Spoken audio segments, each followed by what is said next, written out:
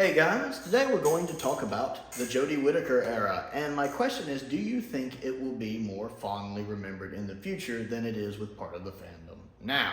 Now, to be fair, there are people in the fandom now who like the Whittaker era pretty well, and that's fine. But there is, of course, a large part of the fandom, or at least a part of the fandom, that is not as keen on this era as a whole. And I'm curious whether you think this era might be more fondly remembered in the years, decades to come. Now, one quick question is, now that the Whittaker era has finished and we've seen all of it, has your opinion of it changed any already? Like, is your opinion different of it than when Series 11 had just come out, or when Series 12, or after Flux? Has it gone up or down in your estimations? It's a really hard question to answer. But you look toward Doctor Who in the past, and like 80s Doctor Who, and how especially Colin's era and McCoy's era had a lot of hate thrown at them for various reasons during the 80s. I'm not saying everybody hated it in the 80s. I mean, obviously when they tried to cancel it in 85, there was a huge outcry from fans, and that's basically what saved the show. So a lot of people still wanted it. But you know, I've heard people talk down in the comments before about how on original watching they weren't as fond of some of the Colin Baker stuff, or some of the Sylvester McCoy stuff, or the actors themselves, or just the stories for the episodes. But I've become very fond of them over the years. I never disliked them even then, but I didn't get to see a lot of them then. Again, I live in the States, so it's just what I could catch on PBS. What I saw of the 6th and 7th Doctor I liked. But now that I've got to see more of their eras as an adult, I think the McCoy era is the most underrated era in the show's history, classic or modern. I tend to really enjoy the McCoy era. I like the 7th Doctor. I don't think Sylvester McCoy is the best actor to ever play the role. He's good. He is good.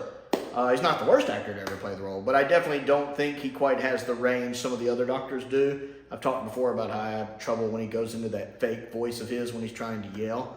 But I still enjoy his Doctor a lot. I like Sylvester McCoy, especially as a person, a lot. He has one of the best companions. He also has one of the worst companions, but he has one of the best companions with Ace, and he gets her pretty early in his run. I don't think he has very many bad stories. I think the only one that I really struggle to watch would be Delta and the Bannerman. That might be the only one I'd call just outright unwatchable. I tend to like all of his other stories, well, except maybe Greatest Show in the Galaxy, but it's perfectly watchable. I don't get into Greatest Show. I know a lot of people do, but it's perfectly watchable. I think all of the other stories in his run I enjoy one degree or another. The 6th Doctor. Now that I have seen all of season 22, I think season 22 is massively underrated. Now, I think season 23 is the weakest season for Classic Who, and it was the lowest ranking Classic Doctor Who season on my Ranking the Seasons list I'm doing on Saturdays right now. But it still had good stories in it. Maybe no masterpieces in season 23, but it still had some good stories in it. I like 3 out of the 4 stories. But season 22 is massively underrated. I really enjoy season 22. I don't think there's not a single story in season 22 I disliked. Even Time Lash I can enjoy, especially with the updated effects. It's actually pretty watchable, and I love watching Paul Darrow in it. So yeah, and the makeup for the Borad looks great. So I enjoy that. Revelation is good. 2 Doctors is not the best multi-Doctor story, but I still think it's good. I mean, it's not good, but it's good, and it's great to see Troughton and Fraser Hines back, as it always is. And then, of course, Attack of the Cybermen is really good. I like Vengeance a lot, and then Mark of the Rani is fantastic. I wish we'd had more historicals with the 6th Doctor. And I love Kate O'Mara as the Rani. She's so good. So I love season 22. So I think it's maybe possible that in the years to come, the Whittaker era will have even more fans than it does now. People can latch onto it without all of the controversy surrounding it. And who knows what will be considered controversial, hell, even a year from now, much less 10, 20, 30 years from now. So who knows where the Whittaker era, or how it will be regarded 10 years from now, 20 years from now, 30 years from now, and so on and so on. It's curious to see not only how her era will be regarded, but how her Doctor will be regarded, how the 13th Doctor will be regarded in the future. I consider the 13th Doctor to be my least favorite and objectively the worst Doctor we've had, for reasons I've outlined in plenty of other videos. Nothing to do with gender. But her lack of confidence in a lot of her run, not all of her run, but a lot of her run.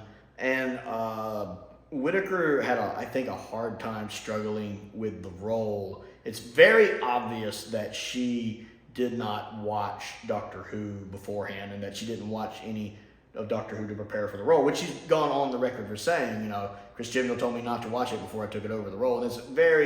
And I understand why, but I think that was a bad decision.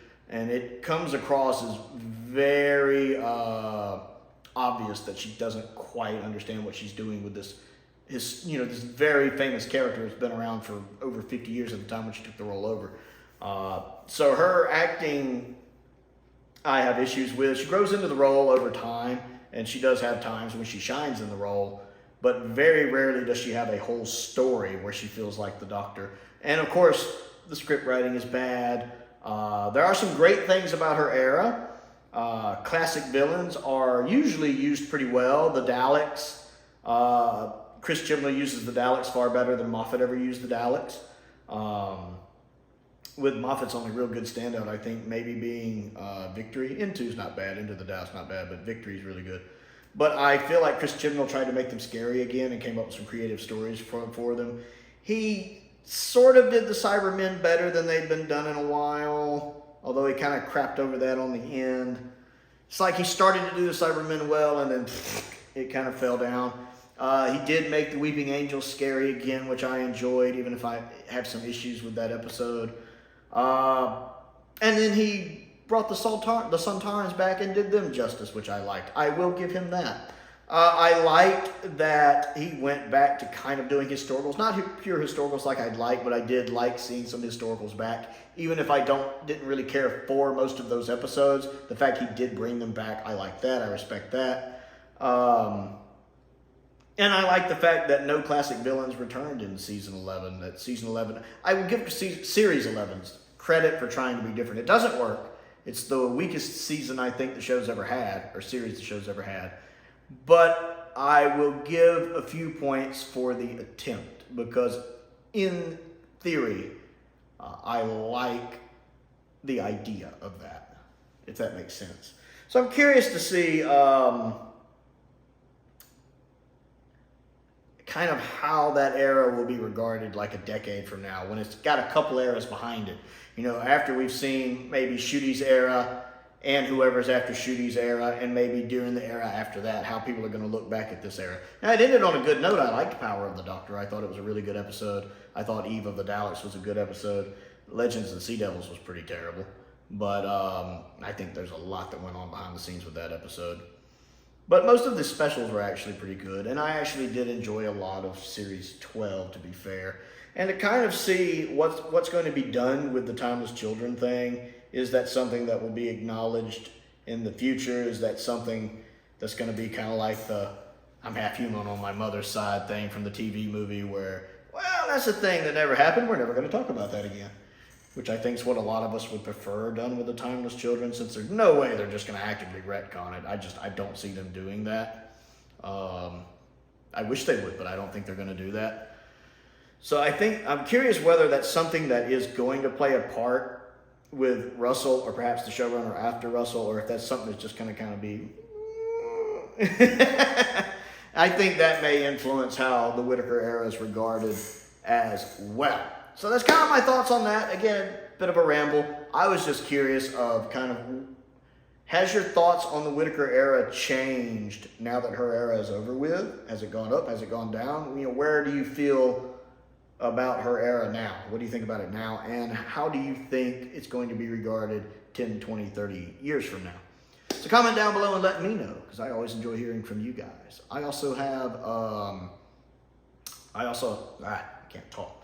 Go go ahead and click the like button. That helps me out. I appreciate that. And don't forget to click the subscribe button. My goal is to reach 1,000 subscribers this year. And I'm slowly but surely getting there. I seem to be stuck at the 879, 880 range. Trying to crack 881 has been tricky. It's like I'll gain one, I'll lose one, I'll gain one, I'll lose one. It's amusing me, actually.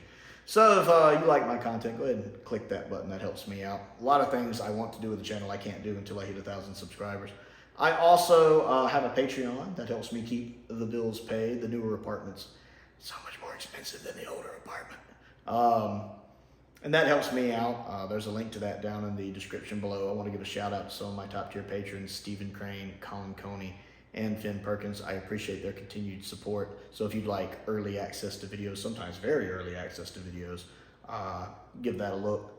I also have a P.O. box if there's anything you would like to send me to look at and review, as well as a link to my Amazon wish list if you take a moment and check that out. Most importantly though, thank you for watching.